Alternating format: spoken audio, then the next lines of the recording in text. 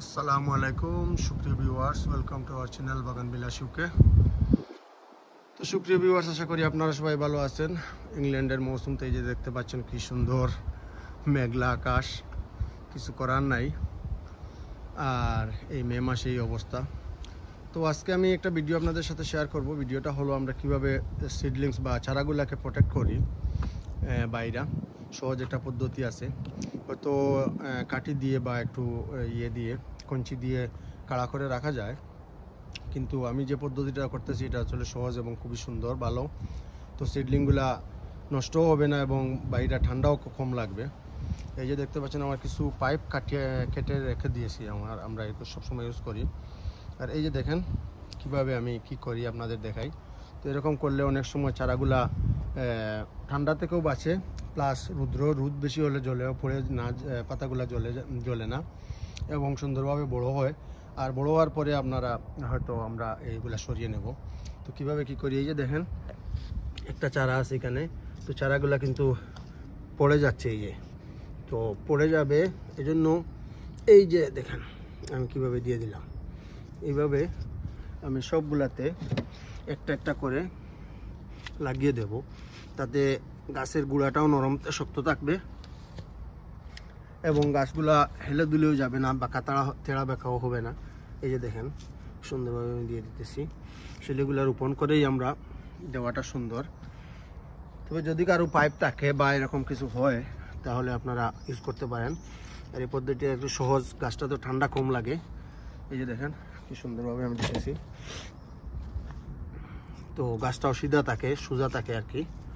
তো গাছটা বড় হয় তাড়াতাড়ি। এই যে দেখেন আমি দিয়ে দিতেছি। তো আমি এগুলাকে সবগুলাতেই দিয়ে দেবো, দেখা যাক কি হয়। এই বড় যদি গাছ থাকে তাহলে বড় পাইপটা দিলাম এখানে। গাছগুলো অনেক সুন্দর প্রোটেকশন হয় আর কি, এটাতে বাতাসটাও কম লাগে, গাছটাও ভালো থাকে। এবং অনেক সময় আছে পাখি এগুলা তুলে ফেলে, পাখিগুলা গাছগুলো তুলে ফেলে। এই গাছের এই প্রোটেকশন থেকে আমরা বাঁচতে পারি অনেক ধরনের। এই যে দেখেন, তো গাছগুলো মোটামুটি এখানে আমার 20টা গাছ আছে। আমি টমেটোর চারা রোপণ করেছি। টমেটোর চারাগুলা এত বড় না, আর বড় চারা দিলেও সমস্যা হয় না, তো ছোটো থাকতে দিতে হয়। এবং দিলে কিভাবে প্রোটেক্ট করে রাখা যায় সেই জিনিসটা আমি আপনাদের দেখালাম। এই যে দেখেন,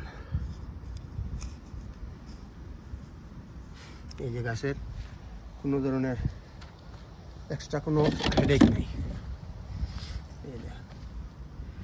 এই যে সুন্দরভাবে গাছের গুঁড়াটাও একটু শক্ত থাকবে। এই দেখেন গাছটা একদম পড়ে গেছে, কিন্তু আমি এটাকে প্রোটেক্ট করে দিতেছি। এই যে দেখেন,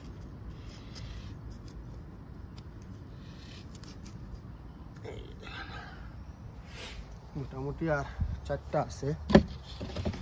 মাটিটা আসতে লাগে, সময়গুলা পাইপ পাওয়া যায়, পাইপ পাওয়া গেলে কেটে নিজে তৈরি করতে হয়।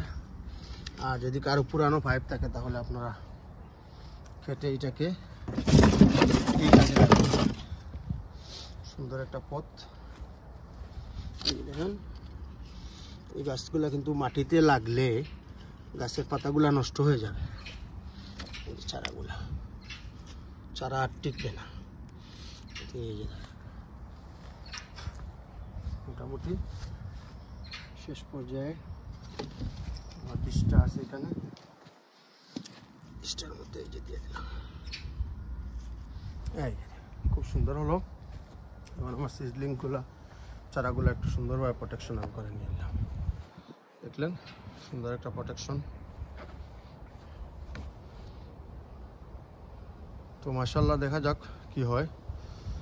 তো সুপ্রিয় ভিউয়ার্স, আজকে এই পর্যন্ত আমি দেখালাম আমরা বাইরের চারাগুলো কীভাবে সুন্দর করে প্রোটেক্ট করে রাখতে পারি। তো সবাই ভালো থাকবেন, সুস্থ থাকবেন, আমাদের জন্য দোয়া করবেন এবং আপনারা সবাই আমাদের সাথে সবসময় আছেন। অসংখ্য অসংখ্য আপনাদের ধন্যবাদ।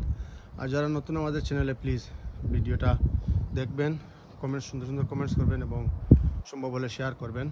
আর নোটিফিকেশন বেলটা অন করে আমাদের সাথে সবসময় থাকবেন সাবস্ক্রাইব করে। তো পরবর্তী ভিডিওতে দেখা হবে। সুন্দর সুন্দর আপডেটের জন্য আমাদের সাথে থাকুন, আর সাথে থাকার জন্য অসংখ্য অসংখ্য ধন্যবাদ সবাইকে। আবারও শুভেচ্ছা জানিয়ে খুদা হাফিজ। ভালো থাকবেন, সুস্থ থাকবেন। আল্লাহ হাফিজ। আসসালামু আলাইকুম।